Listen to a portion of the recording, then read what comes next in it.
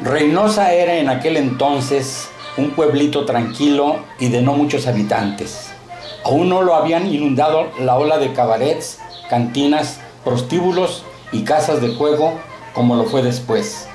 En Estados Unidos, al otro lado de la frontera, todavía se podía tomar un trago a la hora que se quisiera sin buscarlo en México. Don Porfirio se acababa de hipiranguear, empezaba la revolución. Por todas partes se oía: ya viene la bola, ya se prendió la mecha, esos maderistas ya vienen tupiendo duro, y vaya que son malos. Se roban cuanta muchacha encuentran y se llevan las vacas y los caballos. Comentarios por todas partes, unos alegres, otros tristes, según... A Pancho no le cabía el corazón en un puño, le entraba frío en el cuerpo al oír lo que la gente decía, pues Pancho era capitán de los federales, y si venían los maderistas y eran tan malos como se murmuraba, monologaba Pancho, y si era cierto, ¿dónde me esconderé para que no me encuentren esos malandrines?, se decía Pancho, y agregaba: Dios mío, ayúdame, santiguándose ante el San José de su abuela. Sus enemigos lo acosaban cuando salía a la calle gritándole: nos las vas a pagar, pelón desgraciado, ahí viene Lucio Blanco con su gente y ya verás cómo te va. Y Pancho, vaya que sudaba frío, y temblando maldecía su suerte. Ahora se arrepentía de comandar la pandilla federal. Ya tomaron mierda los maderistas, se dijo una mañana. Ya vienen los revolucionarios echando bala. Alabado sea el Señor, exclamaban las viejas beatas. Ya vienen esos maloras y si entran al pueblo nos van a dejar fritos, decían los que tenían algo que perder.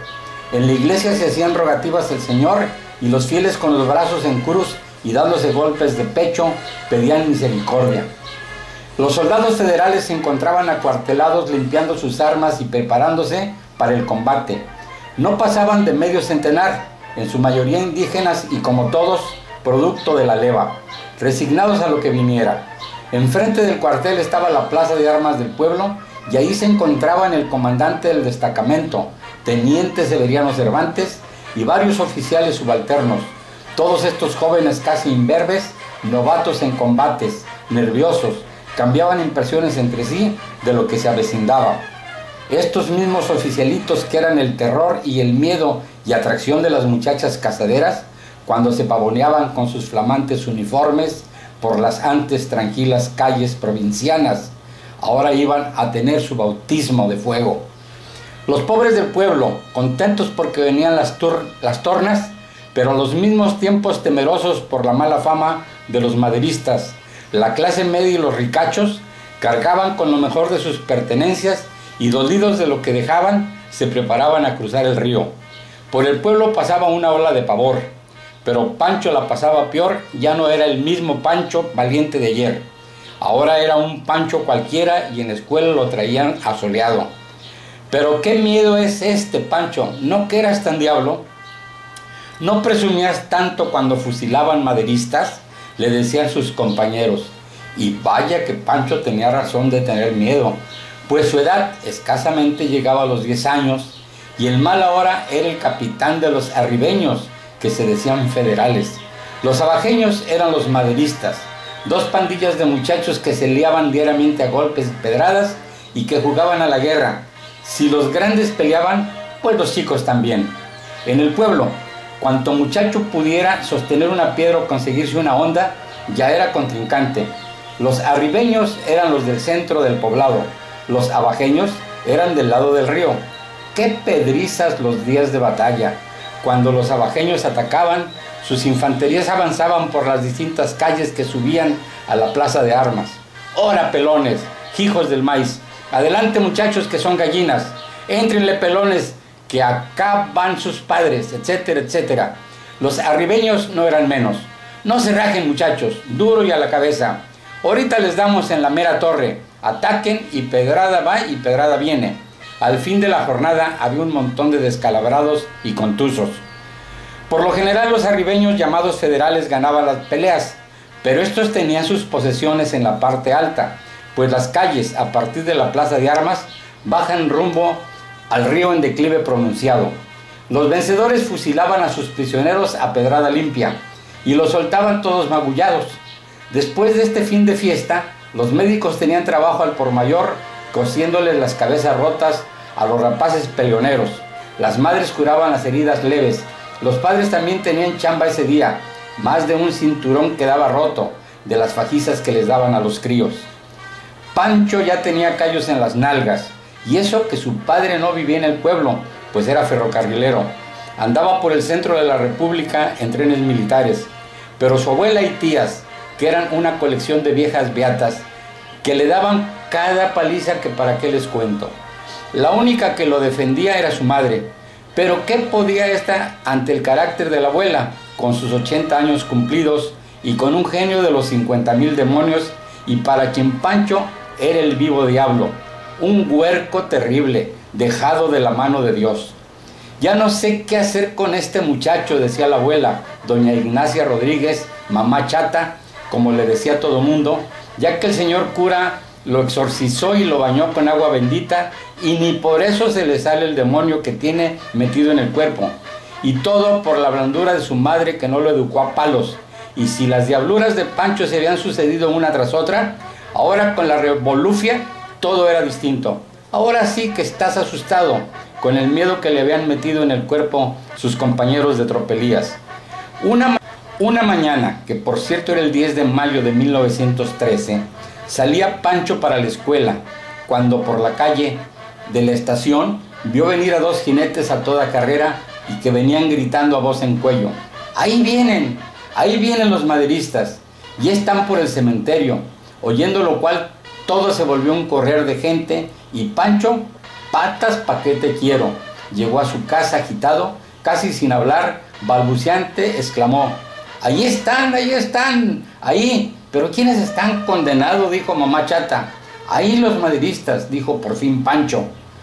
Oyendo esto, la parentela de Pancho corrió a la ventana, donde una vecina que se acercó les dijo: ¡Escóndanse, que ya están los revolucionarios en la estación! Por lo que ya no esperaron más, sino que se pusieron a trancar puertas y ventanas con palos y sogas. Pero antes habían tenido la precaución de meter agua, carne seca y tortillas, por aquello de las dudas. En la casa no había más hombre que Pancho, y las mujeres no atinaban qué hacer del susto, sino que rezar el yo pecador. A los primeros tiros, todos se dispersaron. La abuela se fue a la sala a sentarse en su sillón favorito, renegando de aquellos tales por cuales de maderistas que le impedían hacer sus ocupaciones habituales, y agarrando el rosario se puso a rezar. Las demás mujeres se metieron en lo más profundo de la casa, con el Jesús en la boca y el miedo en el corazón. Pancho se fue a su cuarto a fisgar por la ventana. La casa de los familiares de Pancho daba a la plaza de armas, una casona antigua, resto de pasadas grandezas, con jardín, patio y traspatio. Por ese traspatio que daba a una calle lateral, se metieron varios soldados federales, los que se treparon a la azotea. Enfrente, al otro lado de la plaza, se encontraba la iglesia, y a un costado el cuartel y la presidencia municipal. La casa tenía puertas fuertes y balcones volados. Atacaba Lucio Blanco con más de 400 maderistas y defendía en el pueblo los escasos federales, que, como dije, no llegaban a medio centenar, y los cuales se habían posesionado de la iglesia y de los mejores edificios.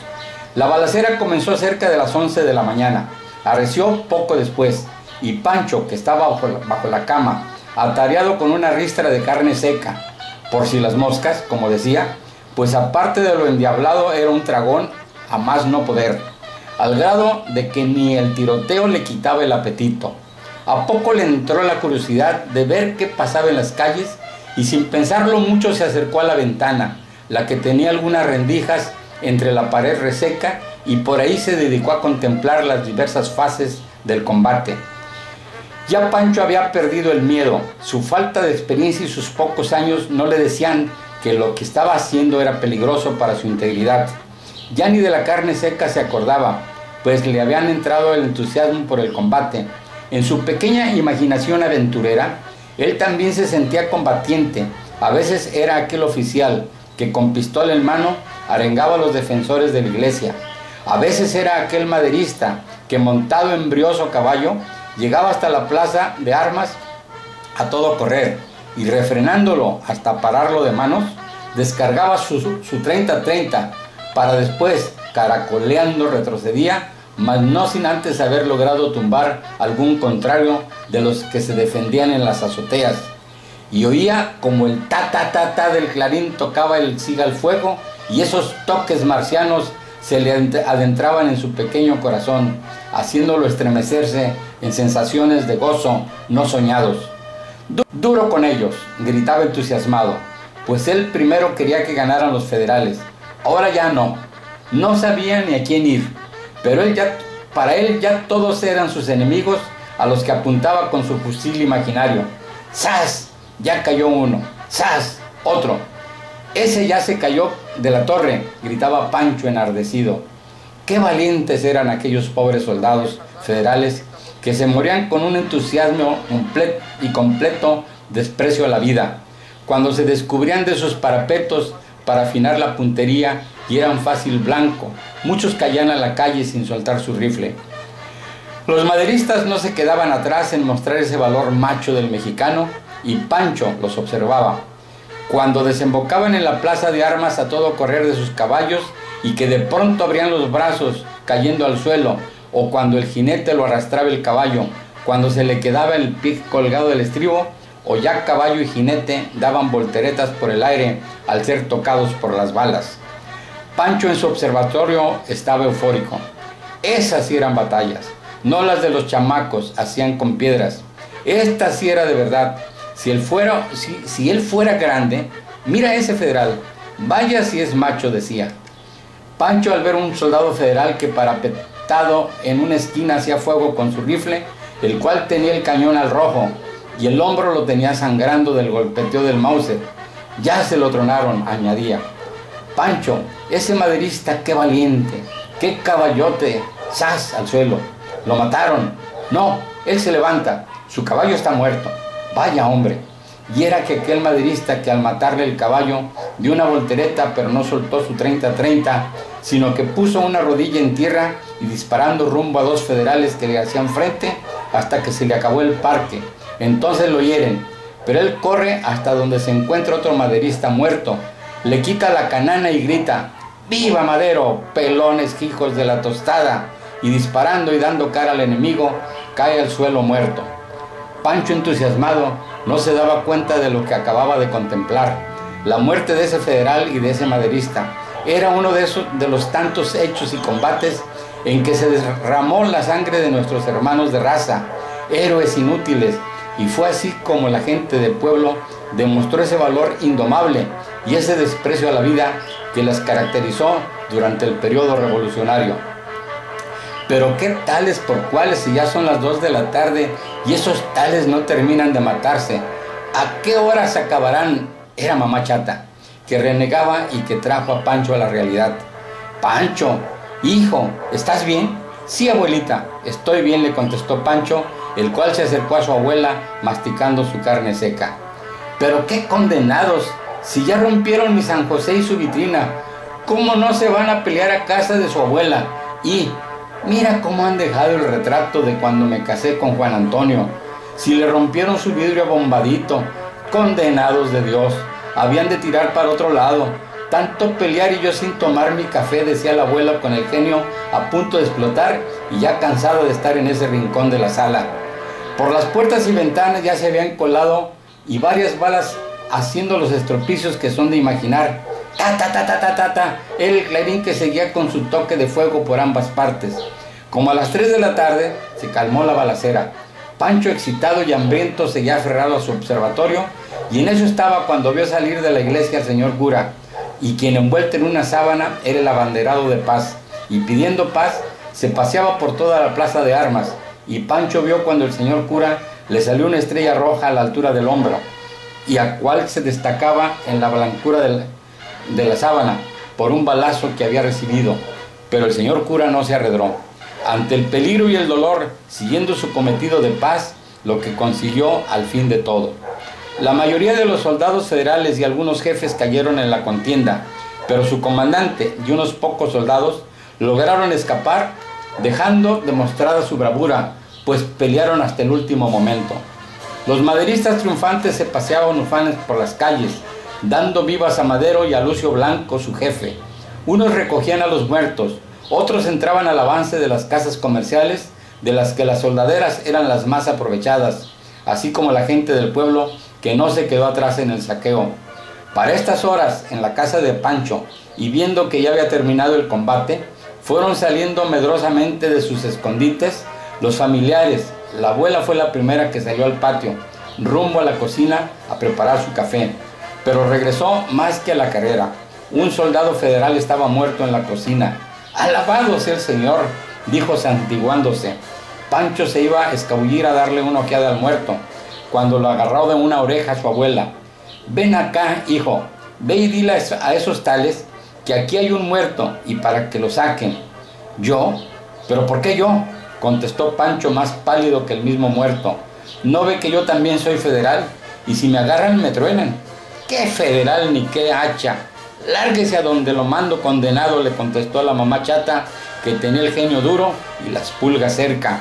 Y Pancho, al ver que no tenía más remedio que salir a buscar a un jefe de los maderistas, entre asustado y curioso, salió a la calle con la conciencia no muy tranquila. Pasan tropeles de maderistas con el sombrero arriscado, tremolando sus 30-30 y lanzando vivas a Madero. «¡Viva!», contestaban por todas partes. También se veían soldaderas a caballo y a pie con sus cananas terciadas y con sus piezas de percal y otras chucherías, producto del avance en las tiendas, que corrían con las mejillas arreboladas por la emoción y felices por el triunfo. Y por allá, ahí iba también Pancho, ahora también gritando: «¡Viva Madero!». «¡Rajón, chaquetero!», le decían algunos de los muchachos abaqueños con quienes se encontraba. Pancho se escabullía como podía, no las traía todas consigo, pero ni modo. El muerto tenía que salir de su casa y, sacándole vueltas a los caballos, haciendo de tripas corazón, se acercó a un soldadote muy feo, el cual estaba armado hasta los dientes, con cananas por todas partes, chaparreras y un sombrero copudo, lo cual daba un aspecto terrible. «Oiga usted, ¿me quiere decir dónde puedo encontrar a su jefe?», le preguntó Pancho. Se volteó el soldadote y se le quedó viendo, y sin contestarle, se empina una botella de mezcal, la que termina y sin más la avienta contra una vidriera, despedazándola, y entonces se digna contestarle, mientras que con el dorso de la mano se limpia los belfos. «Pues ¿dónde ha de estar, hijo de la tiznada?».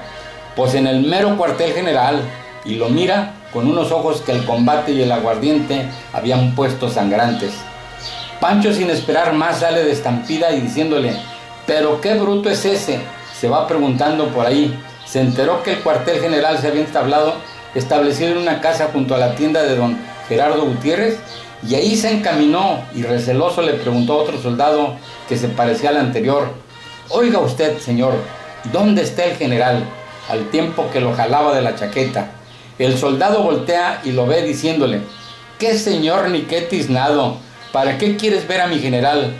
«Pues lo necesito, señor», le dice Pancho. «Mira, muchacho, en aquel grupo está», y se lo señala. Pero Pancho se rasca la cabeza, pues cuando vio al grupo solo encontró sombrerudos. Todos le parecían iguales, pues él creía que un general era un hombre de muchos entorchados y oropeles. Sí, los oficialitos que él conocía parecían generales. «Pues ni modo», se dice Pancho, y sin comprender bien ni despejar la incógnita de su cerebro, se dirige al grupo. «¿Quién de ustedes es el general?». «Yo, muchacho, ¿qué quieres?». «Señor general, me manda mi abuela a decirle que en la cocina de la casa hay un soldado muerto». «¿De cuál es? ¿Pelón o de los nuestros?». Mi abuela dijo que era federal». «Pues dile a tu abuela que se vaya al diablo, que si es federal que se lo coman los perros». Más tardó en decirlo el general que en salir Pancho corriendo a decírselo a su abuela. «Ah, tal, pero qué general talísimo. Ahorita lo verá, tratándome así y a un pobre cristiano muerto. Los perros, que se lo coman a él», y se dirige a la cocina a sacar un cuchillo y un machete, y vaya trabajo que le costó a la familia contenerla y que depusiera sus ímpetus guerreros, que si la dejaban salir es capaz de pelearse a cuchilladas con el mismo Lucio Blanco. «Tan, tan, tan», retumba la puerta, al sentir los golpes de las culatas de los rifles. «¿Qué hay aquí, un federal?». «Venimos por él», dicen los revolucionarios. Al oír esto, Pancho salió con el alma que lleva el diablo a esconderse en lo más profundo de la casa. Buscaban a un federal. ¿A quién sino a él? Ya era tiempo condenado, les dice la abuela, y los conduce a la cocina. Entre 4 maderistas sacan al soldado y se lo llevan. ¡Uf! De la que me salvé. No vuelvo a ser federal.